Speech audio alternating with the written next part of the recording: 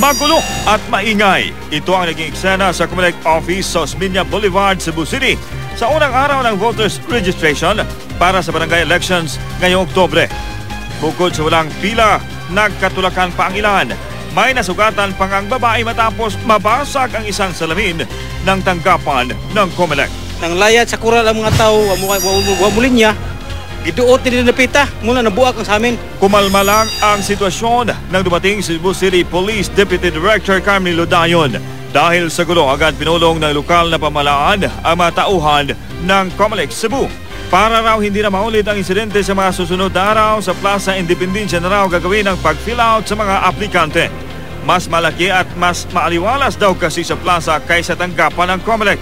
Mahigpit na rin daw ipapatupad ang first come, first serve policy. Hindi na rin daw gagamit ng priority numbers ang Comelec para sa mga aplikante. Panawagan naman nila sa mga botante magipagtulungan sa kanila sa pagpapanatili ng kaayusan sa pagrerehistro.